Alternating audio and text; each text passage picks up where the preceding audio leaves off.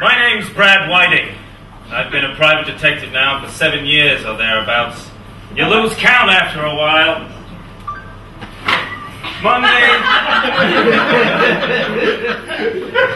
Monday found me back at the office, a dank basement room in a ramshackle, half-derelict building. The wrong side of the track. The realtors told me it was the other side.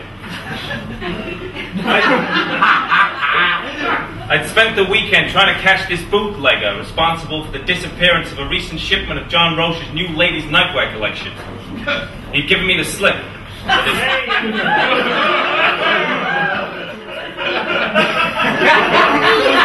It didn't go with my shoes. So I had to take him out. Then I brought him in. You know, it would usually be a job.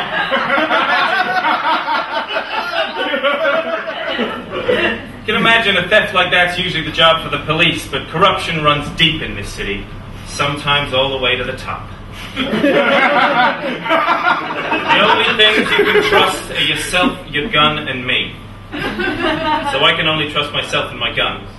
But I don't have a gun, so I can only trust myself. If you don't have a gun, you can trust my gun, but I don't have a gun, trust me. Money was tight at the moment, and cases were loose. I'd had more false leads recently than Pavlov's dog. They say that crime doesn't pay. They say that crime doesn't pay while solving it doesn't tip.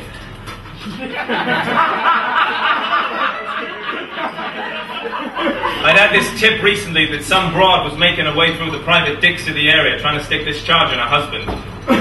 So far, no one had yet taken up the case, which didn't sit right with me. I knew I'd be next, so I was expecting her to show up any time.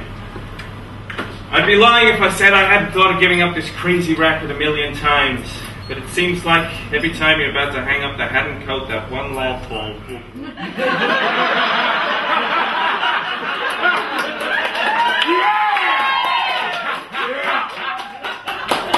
Covered in it from head to toe. This city was a dirty place. It's open. When she walked into my office, it was like a hurricane. Then she closed the door. Her features were like the present participle of the verb to strike. Striking. Her lips were red like a postbox, and I could tell she'd had a lot of mail in her.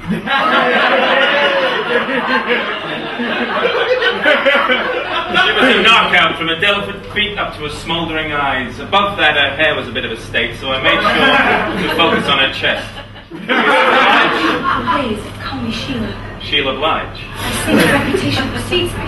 How do you know my name? Private detectives talk, Sheila, but only in private.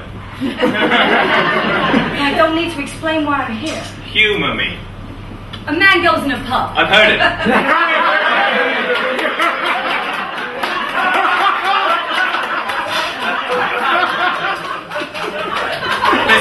Listen, I skipped breakfast. You want to go out somewhere and talk there? I'll buy us some eggs. Sure. How do you like it? I like my eggs like I like my men. 2 at a time, surrounded by soldiers and covered in grease.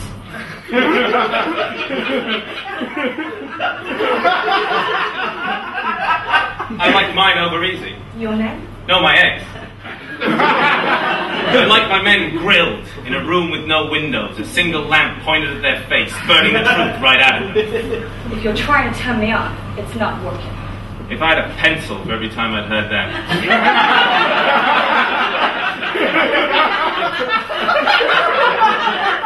On second thoughts, let's skip the eggs. I'm no longer in the mood for a change of scenery. What brings a beautiful woman like you into my office? I can't imagine. Well, imagine harder. It's my husband. Your husband brings beautiful women into my office? I like him already. Being a private detective, I've been told one of the best privates in the city is right here.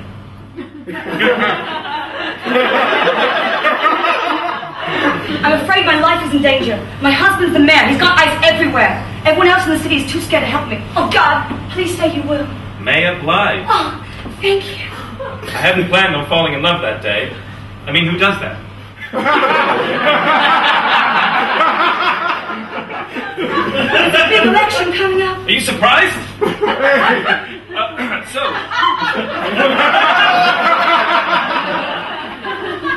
So, you have enemies?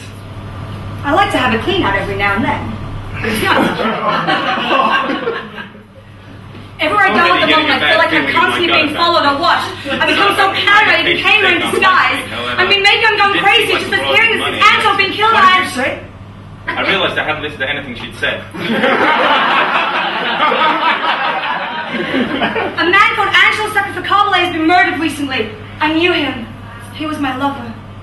Seemed like she'd been sweet on this hoodlum, Angelo Sacrificabile. He'd been pushing hooch for the big guns, but had gotten greedy and tried to catch a train out of town. He caught a couple of bullets instead.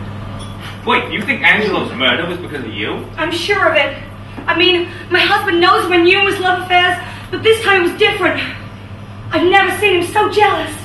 Have you ever been to the police? Once or twice. I'm a sucker for a uniform. It does seem odd. I mean, forgive me, but from what I've heard, your husband himself is about as faithful as Hollywood's depiction of any historical event.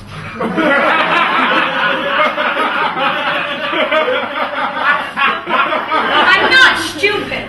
I know my husband likes to spread his wild oats with the girls from the typing pool. I mean, it was all over the papers.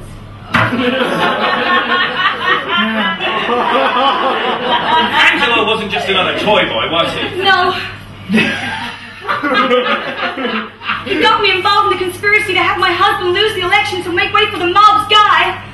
He must have worked it all out, and he's gonna have me killed next. Is there somewhere you can go? There's a place up in the county where he likes to keep his horse. A man has needs. No! That's the first place he'll look. Listen, how can you be sure your husband's got a hit out on you? I mean, you're his wife.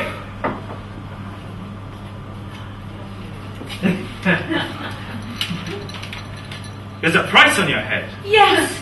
100 G's. Yeah! When I said I didn't have a gun, I lied. Operator, get me the mayor. The man's gotta eat. Yeah!